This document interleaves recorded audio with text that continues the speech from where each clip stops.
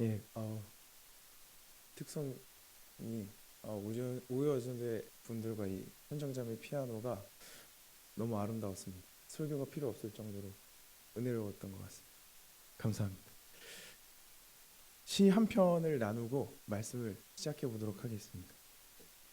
보여주시면 밤 깊고 안개 짙은 날엔 내가 등대가 되마 넘어져 피나면 안 되지 안개 속에 키 세우고 암초 위에 서마 내가 올 때까지 밤새 무적을 울리는 등대가 되마. 내가 올 때까지라고 하는 이건청 시인의 시입니다. 여기서 이 화자는 등대가 되겠다고 합니다. 밤 깊고 안개 짙은 날 아무것도 보이지 않는 그 순간에 빛을 비춰주는 등대. 기다리던 상대방이 올 때까지 밤새 무적을 울리는 등대가 되겠노라 노래합니다. 혹여 기다리던 상대방이 돌아오던 길에 넘어져 피나진 않을까 걱정합니다. 안전하게 잘 돌아올 수 있도록 밤새 불을 켜고 기다리겠다는 이 화자의 마음이 따뜻하게 느껴집니다. 생각해보면 이 등대는 홀로 있습니다. 그러나 홀로 있음을 개의치 않고 상대방을 향한 관심과 사랑만이 이 시에는 드러나 있습니다. 누군가를 걱정해 준다는 것은 참 고마운 일이고 누군가가 나를 걱정해 주는 것도 또한 참 감사한 일입니다. 걱정해 준다는 것은 관심이 있다는 것을 뜻하고 관심이 있다는 것은 크든 작든 사랑이 있는 것, 사랑하는 마음이 있다는 것이기 때문입니다. 오늘 성경에는 무리를 향한 예수님의 관심과 예수님의 걱정이 담겨 있습니다. 말씀 보도록 하겠습니다. 8장 1절 보여주시면 그 무렵에 다시 큰 무리가 모여 있었는데 먹을 것이 없었다. 예수께서 제자들을 가까이 불러놓고 말씀하셨다. 여기서 이 그 무렵에라는 말부터 우리는 살펴보아야 합니다. 이 그 무렵에라는 것의 의미는 이전에 있었던 일이 벌어진 즈음에라고 생각하면 될 것 같습니다. 그러면 이전에 어떤 일이 있었는지 우리는 알아보아야 합니다. 해서 이 7장을 마가복음 7장을 간략하게 한번 돌아보겠는데요. 여러분들 가지신 성경으로 7장 1절 함께 보도록 하겠습니다. 가진 성경 7장 1절입니다. 한 장만 앞으로 넘기시면 바리새인들과 또 서기관 중 몇이 예루살렘에서 와서 예수께 모여들었다가 그러니까 바리새인들과 서기관 중 몇이 예루살렘에서 와서 예수께 모여들어 어떤 논쟁을 예수님과 함께 하게 되냐면 참 정결에 대한 논쟁을 이 사람들과 예수님이 하게 됩니다. 그래서 예수께서는 참 정결은 장로들의 전통을 아무리 잘 지켜도 참 정결할 수 없고 마음으로부터 깨끗한 것이 나와야지만 참 정결한 것이다 라고 예수께서 가르쳐 주십니다. 해서 이러한 이 참 정결에 대한 논쟁이 7장 1절부터 24절까지 23절까지 이어지고요. 이제 24절을 함께 보시면 7장 24절입니다. 이 7장 24절 예수께서 일어나사 거기를 떠나 두로 지방으로 가서 한 집에 들어가 아무도 모르게 하시려 하나 숨길 수 없더라 하면서 이 24절부터 30절까지는 이 두로라는 이방 땅에 가신 예수님의 이야기가 나옵니다. 이 이방 땅 두로에서 이방 여인 수르보니게 여인을 만나게 됩니다. 유대인들은 이 이방 땅을 부정하게 여겼고 이방 여인도 또한 부정하다 여겼지만 예수께서는 개의치 않으시고 이 부정한 땅으로 가셔서 부정한 여인을 만나십니다. 그리고 이 여인의 딸이 귀신 들려가지고 고쳐달라고 간청하자 예수께서는 그 여인의 간구를 들어주십니다. 이 이야기를 잘 보게 되면 이 여인은 예수님을 전적으로 신뢰합니다. 28절을 눈으로 함께 보시면 예수께서 거절하는 듯한 이야기를 하심에도 불구하고 이 여인은 예수를 주여라고 부르면서 끝까지 이 예수님을 신뢰하는 믿음을 보이게 됩니다. 해서 이 이야기를 통해서 신분으로 참 정결함을 얻을 수 없다는 것을 예수께서는 보여주고 계십니다. 마음으로부터 이 마음속 깊숙한 곳에서부터 이 여인은 예수님을 꼭 붙잡았고 이 예수님을 향한 믿음으로 참 정결한 사람임이 입증되었습니다. 이 여인은 자신이 연약한 존재임을 자각하고 겸손히 예수님을 붙잡게 되는 것이죠. 이뿐만이 아닙니다. 이제 31절로 이동해서 예수께서는 두로 지방에서 나와 시돈을 지나고 데가볼리 지방을 통과하여서 갈릴리 호수 동편쯤에 이르신 것 같습니다. 이때에 귀 먹고 말 더듬는 병자를 여러 사람이 데리고 나오게 되는데요. 이 사람들은 본인들의 문제를 해결하기 위해 나온 것이 아니라 예수께 이 타인의 문제, 귀 먹고 말 더듬는 이 병자에 대한 간구를 하기 위해서 예수님께 나오게 됩니다. 이 사람들의 마음 역시 참 정결한 사람이고 참 멋지고 깨끗한 마음을 지녔음을 알 수 있습니다. 예수님은 귀 먹고 말 더듬는 자의 마음에 공감하시고 그를 고쳐주게 되십니다. 그리고 나서 36절에 보시면 예수께서 그들에게 경고하사 아무에게도 이르지 말라 하시되 경고하실수록 그들이 더욱 널리 전파하게 되는 일이 벌어집니다. 선한 소식은 숨기려고 해도 숨겨지지 않는 것이죠. 해서 이러한 일들이 벌어진 그 무렵에 이제 예수님이 8장 1절에 보시면 그 무렵에 큰 무리가 예수님께 또 모이게 되는 것입니다. 그리고 나서 이 큰 무리가 모여 있었는데 문제가 발생하게 되는 것이죠. 이렇게 칠한 색으로 보이게 되면 먹을 것이 없게 됩니다. 해서 이 먹을 것이 없었던 문제를 마주하신 예수님께서는 제자들을 가까이 불러놓고 이렇게 말씀하게 되는데요. 2절 3절 보여주시면 이 많은 사람들이 벌써 사흘이나 나와 함께 지냈는데 이제 먹을 것이 없으니 참 보기 안 됐다. 그들을 굶겨서 집으로 돌려보낸다면 길에서 쓰러질 것이다. 더구나 그 중에는 먼 데서 온 사람들도 있다 하고 말씀하셨다. 왜 제자들을 가까이 불러 모으셨나 하고 보니까 무리와 예수님이 함께 있은 지 3일이나 지났는데도 먹을 것이 없게 되니 예수님이 이 무리를 향해 참 안 됐다 하시면서 걱정하시게 됩니다.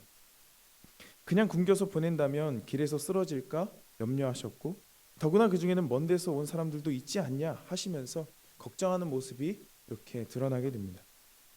쓰러질까봐 뭔가 큰 일이 생길까봐 걱정하시는 예수님의 이 모습이 참 정겹습니다.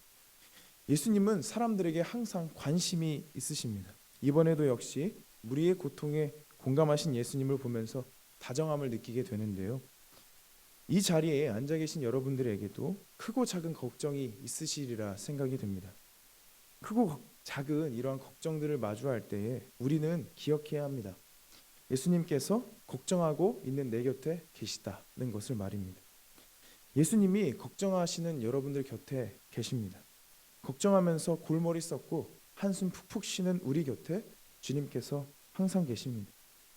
성경에 보면 신기하게도 지금 무리가 나서서 배고프다고 농성하지 않습니다. 왜 먹을 것을 주지 않냐고 따지는 무리의 아우성이 들리지 않습니다. 그저 예수님이 먼저 걱정하셨고 먼저 제자들을 부르셨고 먼저 움직이시는 모습이 성경에 드러나게 됩니다. 저는 이 부분이 참 감사했습니다. 예수님께서 앞서 걱정해 주시는구나. 광고를 여러 번 들으셔가지고 아시겠지만 지난 월요일에 제 딸이 이제 태어났습니다. 담임 목사님께서 자주 하시는 말씀 중에 저는 고생한 것이 하나도 없이 딸이 나왔다. 그 말이 정말 맞았습니다. 제가 다시 5시간 동안 옆에 있으면서 제가 한 것은 부채질과 할 수 있다. 우리 좀만 더 힘을 내보자. 아무 말도 못했고 그냥 옆에서 있는 것만 할 수 있었습니다. 하여튼 지난 월요일에 딸이 태어났는데 그 딸이 태어나기 전부터 아내의 주도로 많은 것을 생각하면서 여러 가지를 준비했습니다. 필요한 물품들을 산 것이죠. 중고 거래를 하는 이 당근마켓이라고 하는 곳을 통해서 여기저기 가가지고 중고 거래도 하고 새로 필요한 물건들은 새로 사기도 했습니다. 유튜브 영상을 보고 인터넷을 뒤져가면서 여러 가지 물품을 사게 됐는데요. 아직 이 아이가 태어나기 전부터 아가를 생각하면서 여러 가지를 이제 준비하게 된 거죠. 하물며 부모의 마음도 이런데 우리 하나님의 마음은 어떠실까 생각하게 되었습니다. 우리를 보실 때 우리 하나님께서는 어떻게 하실까? 여러 가지를 앞서 준비하시지 않으실까? 나도 이렇게 준비하는데 하나님은 당연히 준비하시겠지라는 생각이 되었습니다. 오늘 본문의 예수님은 미리 움직이십니다. 우리가 아우성치기 전에 이미 그들의 배고픔을 아셨습니다. 그리고 무언가를 하기 위해 지금 제자들을 부르신 거예요. 이 예수님께서 여러분들을 걱정하십니다. 여러분들을 위해서도 미리 움직이세요. 그런데 때로 우리는 이러한 예수님의 움직임에 대해서 무척이나 둔감합니다. 둔감하면 다행인지도 모르겠습니다. 때로는 무관심할 때가 있습니다.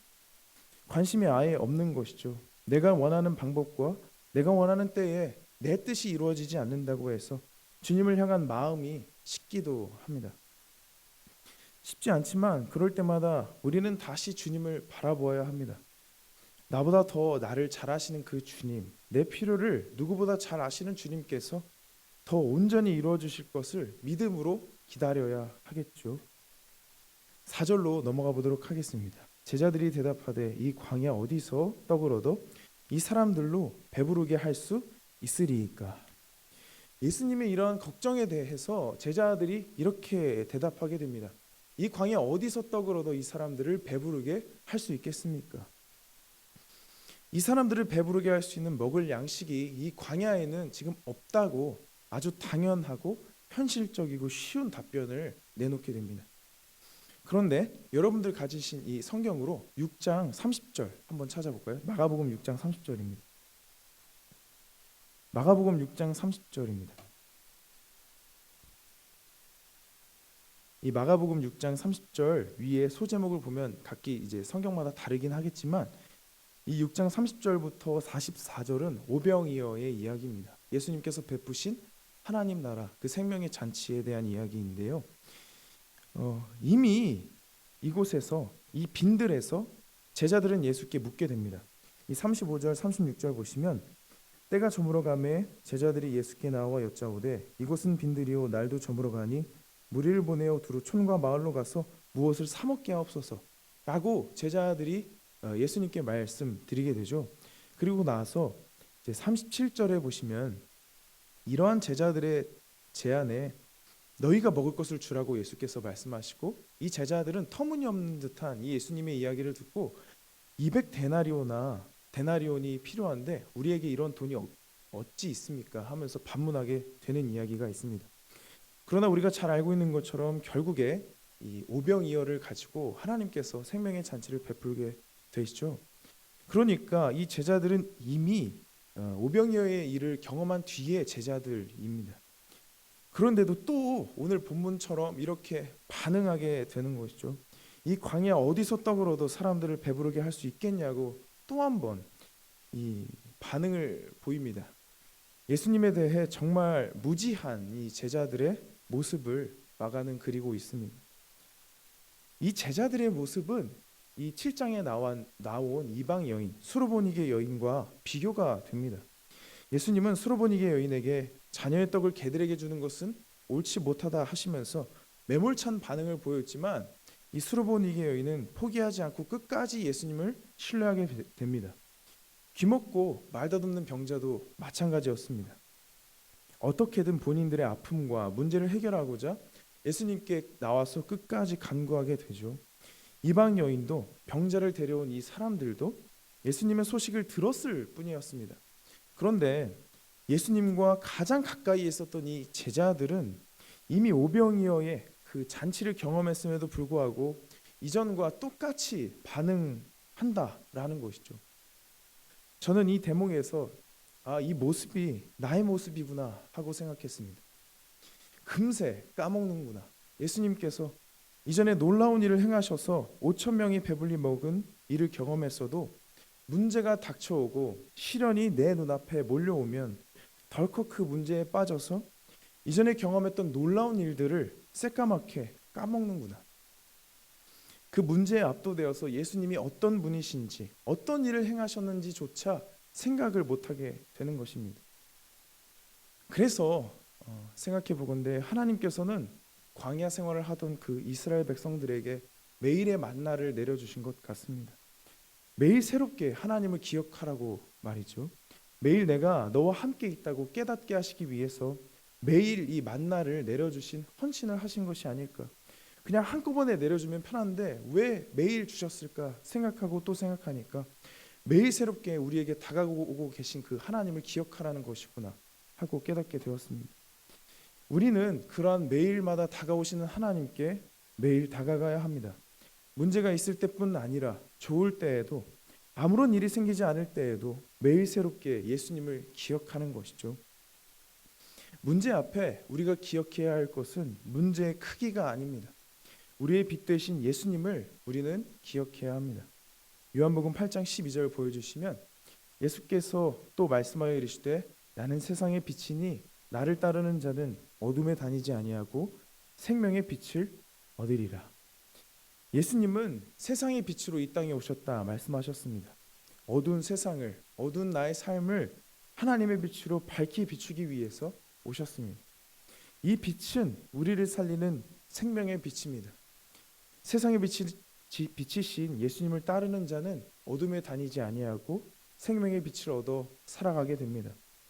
이 생명의 빛이 우리를 살리는 빛입니다. 이 빛은 우리의 삶을 풍요롭게 하게 되고 우리의 삶을 회복시키는 빛이 되는 것이죠. 이러한 예수님의 빛, 이 생명의 빛 안에 거하는 사람은 어려운 환경을 극복할 뿐만이 아니라 오히려 그 어두웠던 그곳을 하나님 나라 되게 하는 줄 믿습니다.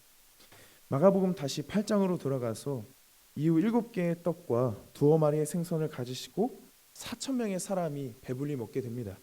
9절 보여주시면 사람은 약 4,000명이었더라. 예수께서 그들을 흩어 보내시고, 예수님은 이 4,000명의 사람을 배불리 먹이신 뒤에야 그 무리를 흩어 보내시게 됩니다. 저는 이 본문을 보면서 이런 질문을 하지 않을 수 없었습니다. 왜 3일이나 이렇게 배고파하면서 예수님 곁을 지켰을까? 해피엔딩으로 이렇게 끝났으니 망정이지 계속 배고팠다면 어떻게 됐을까 하는 질문이었습니다. 왜냐하면 저는 한 끼만 걸러도 엄청 배고파하고 예민해지기 때문에 이렇게 3일이나 배고팠다?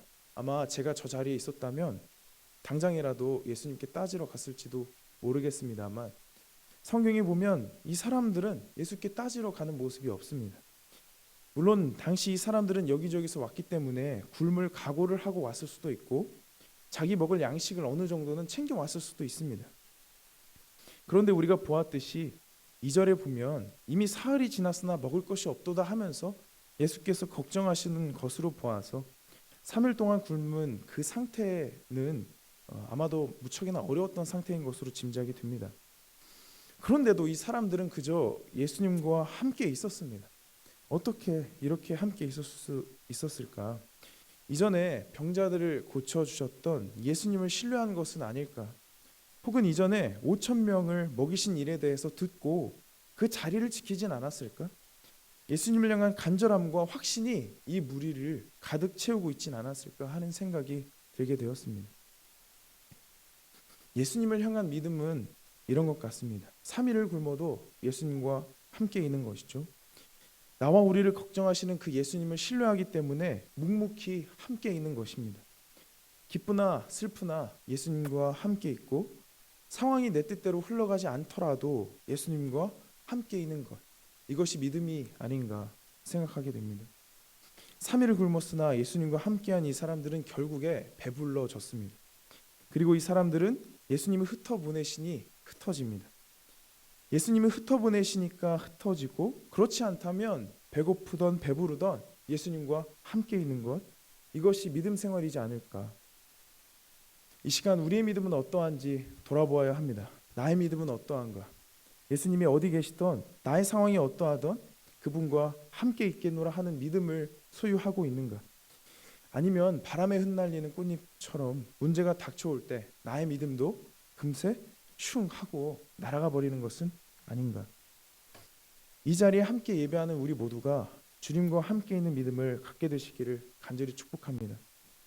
어떤 문제가 닥쳐오더라도 나를 위해 걱정하시는 그 예수님을 기억하시면서 묵묵히 믿음의 길을 걸어가는 사람, 더 나아가 내 주변 누군가에게 힘이 되어주시는 든든한 사람이 되어가시기를 축복합니다.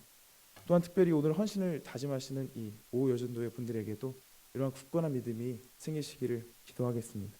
기도합니다.